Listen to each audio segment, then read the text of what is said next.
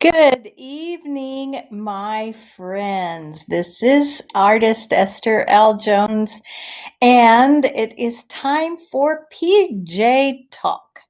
PJ-TALC stands for Pajama Time Art Live Chat, and I spend about 10 or 15 minutes just recounting my day, drinking tea, and talking about some kind of art subject.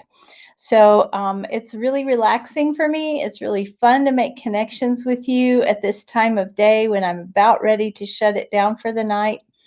And so that's what we're doing. So tonight I am drinking Red Dragon chai from Stash Tea. So with whatever you're drinking, cheers. And let's see, how was today? Today was quite lovely. I started out with a meeting to which I had been invited to present concerning my new business. This business is not new. I've been working on it for literally years. I've been teaching private music lessons since 2004 and teaching in the public schools for 7 years. And then I've been marketing my art since not too long after I started, so 2015, 2016, and always had hoped to turn it into a real business. And I'm really trying to kick that into gear right now while I'm on leave from my other job due to COVID. So here we are. And so I started out with the business group Zoom, and that was really encouraging. There were people on there that I knew, and it's very possible that I will join that group, and that will help me get some business referrals. And I will not mind referring those people either. That was a really interesting story because last Wednesday I was at the park and I was teaching a young child's class, music class in the park, just kind of for fun. But there was a lady that I had met that she really needed that um, service, and I could provide it. So I did. And then there were some other moms that showed up, and one of them invited me to this meeting, and I'm excited about that. So that was about an hour and a half. Had some people come by and look at my air conditioner in my bottom floor of my house where the room is that I want to rent. The air conditioner is on its last legs. It will have to be replaced.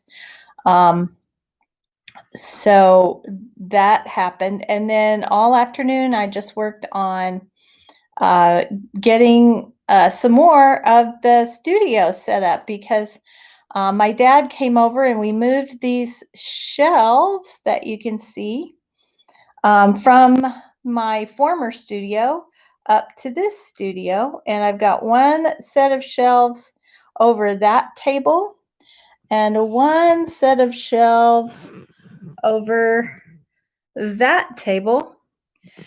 And then I was thinking about other things that I might like in here in the studio to make it, some place where I could really, really work.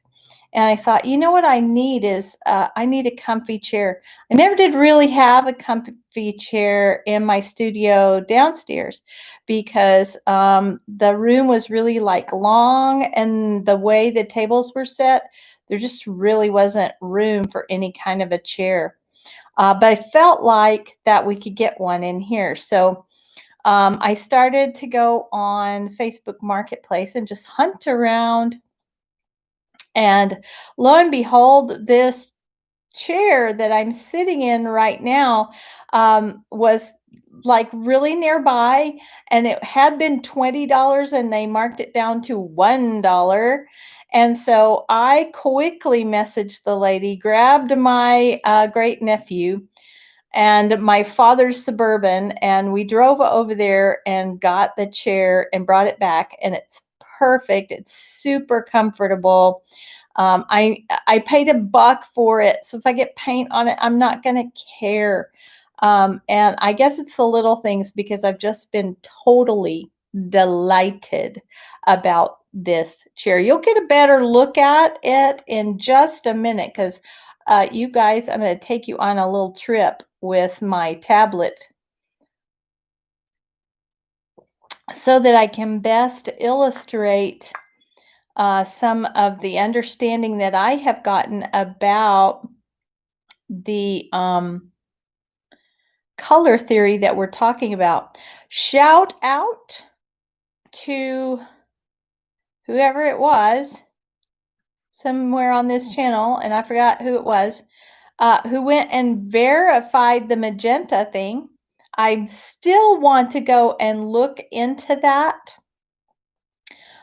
because I'm really curious about the magenta, cyan, and whatever yellow is.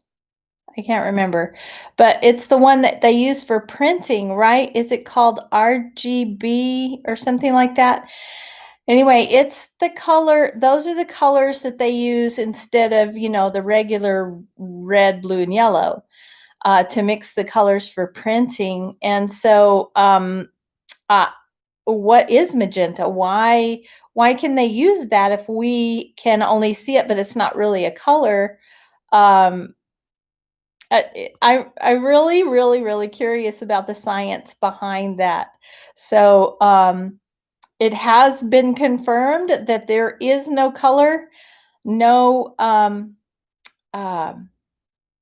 wavelength that matches the color magenta, but we can see it anyway. Which just tells me there are things that we don't know and we may never know. And I love that mysterious part and that wonder. So, if you have no questions, and by the way, if you are here tonight, I would love it if you would just say hi in the chat. I will try to keep an eye on the chat and answer any questions or just say hi. However, we're going to take a little trip. So if moving the camera bothers you, you might want to close your eyes for a minute because I'm about to take you on a little flying trip up above this table beside me so that you can see the way that my pastels are set up. First of all, ta-da! There's my nice comfy chair. All right, we're flying, ta-da! Now you can see the pastel. Whoa, sorry, dropped it. I had a feeling something like that might happen. There we go. All right, get that set perfect. Okay, now the funny and interesting thing about this is I'm going to have to hang upside down to say hello. So here I am hanging upside down for you. All right. This, ladies and gentlemen, is why I'm way into pastels. I love looking at these colors. It is like a candy store or an ice cream store or something, and I absolutely adore it. I will make a disclaimer just at the moment, however, because I recently loaned all of these pastels out for a workshop. And even though I gave a lot of requests for people to put things back where they got them, that didn't happen. And so this is actually quite messy compared to the way that I usually have them arranged. So I will apologize for that with all the new job stuff and all the moving the studio and all that stuff. I haven't had a chance to go through and resort them. It is a long and tedious job, but you can still get the idea that I want you to see. And we're going to start over here behind my head, right here. The way that I have them laid out is similar to the color wheel, but you remember last night that I said that it was a continuum. I think that's why they use a circle. I think that there are better ways to do that, but I want you to look. These blues over here are violet blues. They're very light violet blues, but they're definitely violet blues. And we'll talk about why I know that maybe tomorrow night. As I sort them as if I'm adding red. All right, so if I add a tiny bit of red, they get a little bit more violet, a tiny bit more red, they get a little bit more violet, and all of a sudden, now we're in this box. And these violets are actually quite warm compared to those blues. We'll talk about color temperature too, but I don't want to confuse you before you just get this in your head. Just get this look in your head. So these violets, then we're adding a little bit more red, and all of a sudden we're violet red. We're pinks and fuchsias and magentas. And then we are adding more red, and all of a sudden we're really, really red. We're lipstick red, candy apple red, and we get warmer and warmer, fire red, and we're adding we're getting closer to yellow now. So now we're starting to add yellow to the red. All right, we've gotten to pure red, and now we're adding yellow to the red, and we're starting to get oranges. All right, so we have all kinds of oranges over here. And then we're adding a little bit more yellow and a little bit more yellow and a little bit more yellow. And now we have yellow orange.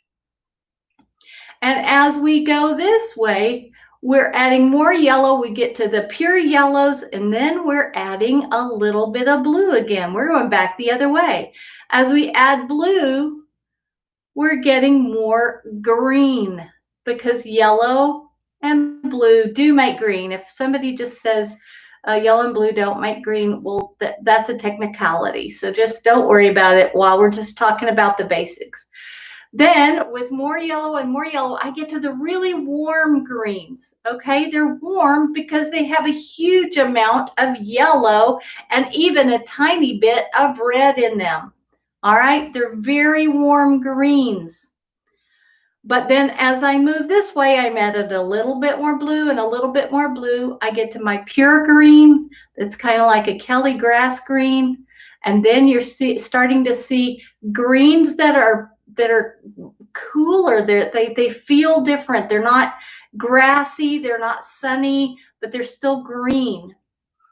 And then we get over into just downright blue, green, teals, and that sort of stuff, turquoises, and we're adding more and more and more blue, and all of a sudden we're into the really pure blues, which are slightly warmer than our violet blues that we started with over there. If you can look from here to here, you can see that there's a difference.